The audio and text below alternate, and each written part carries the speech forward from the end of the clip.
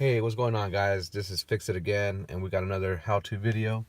And today we're working on a 2011 GMC. It's a Yukon.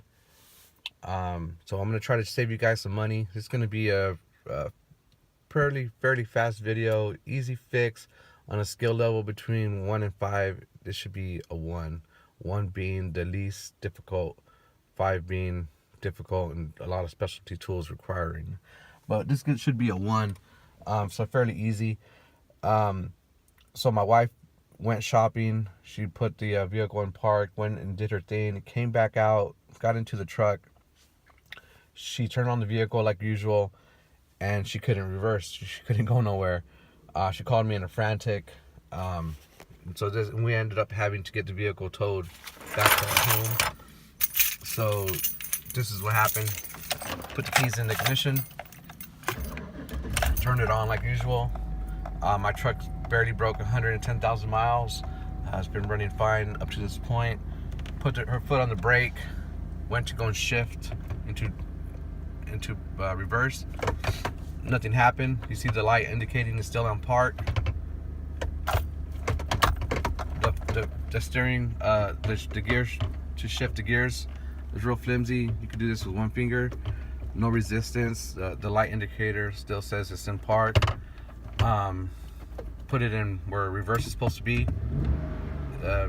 Just RPMs, doesn't do anything.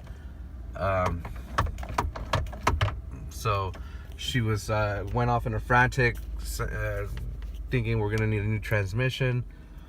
Upon further inspection, we found out that it was the shift cable to the transmission.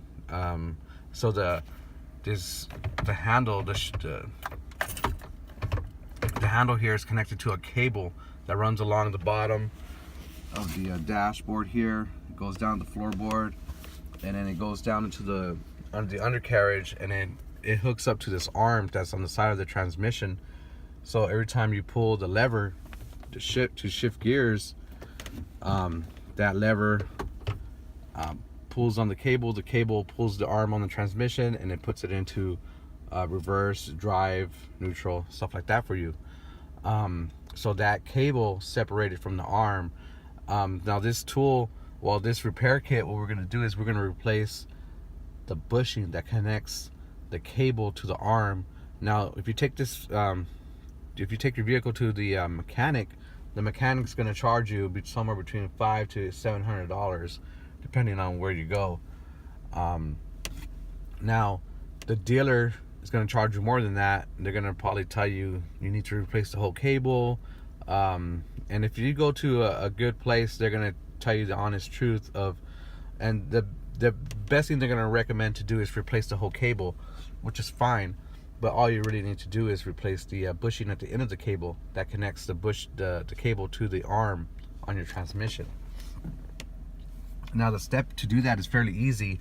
Other shitty places are going to probably tell you there's something wrong with your transmission, you needed to get it rebuilt or something like that. And all in fact it is a $15 part that you need to replace. So I'm going to pause the video, crawl under the vehicle, and show you what we got to do.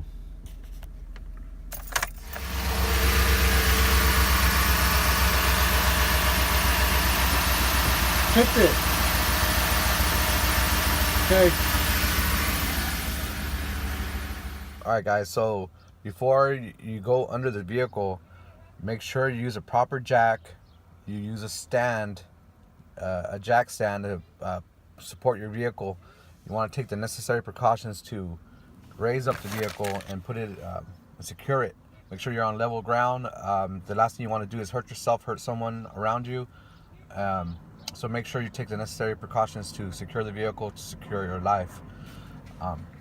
Now this is the part that we got. So this part you see here, this is the bushing, the replacement bushings. This part number is 14055. So it's a shift link bushing. And this is going to replace the worn out bushing on that cable. So I'm lucky. I was lucky today. My vehicle has bigger tires.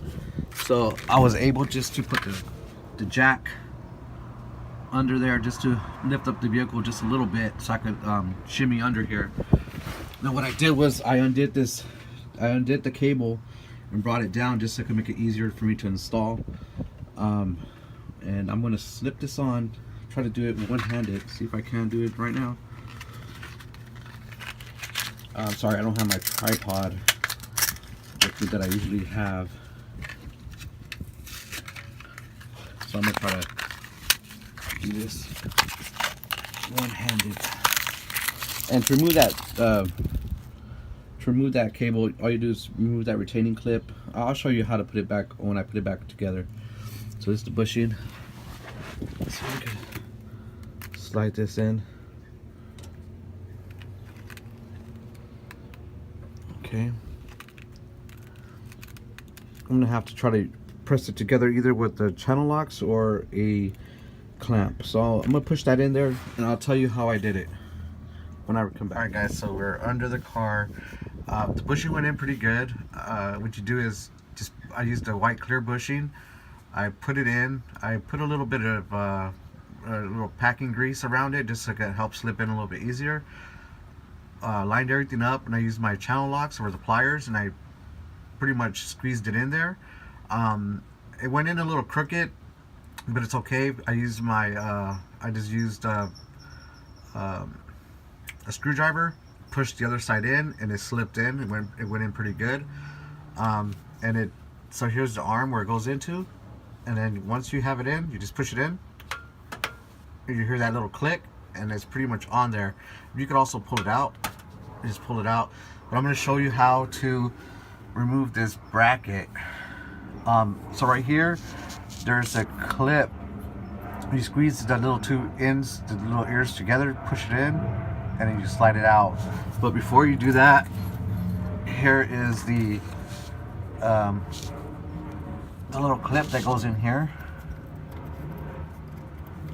It goes in. Well, you'll see it on yours. You'll see it in, and then you get your screwdriver, your flathead screwdriver, you pry it out, and then you get these little ears, squeeze them together. It's kind of hard doing it. Squeeze it together, slide it out, and once it passes that certain point, you can bring it up and over, and then you could have some extra wiggle room. But yeah, so you see here, it's in there, went in pretty good. So now I'm gonna put everything back together. See if I could see and hold the camera at the same time. So slide it into the groove. See if it's focused. Once you got it back in the groove, just push it through, and those ears will click again. Once that's done, get your cable. You hear that click? It's in. And then you got to remember to put your retaining clip back in. But I can't see where the hole's at right now, so I'm gonna put the camera down, put the clip in, put the clip back in. Then I'm gonna turn on the vehicle, shift the gears back and forth really fast, really rough, like you normally would. And then I'm gonna come back and take a look and make sure it's still on. And now we'll be back. All right, guys, so we're back. So put the bushing in, put the cable back on, put it back on the arm. So I already tested it around, and so here we go. I'll show you guys it's working. Step on the brake. We got reverse, neutral. All right, we got them all. So what I did was to check it, I switched the gears back and forth really fast just to make sure it stayed on. It did. Reverse, and then go and drive. So we're working. Came out pretty good. The total part cost me like 12 bucks with tax and everything. So hope you guys enjoyed the video. Hope it helped you guys.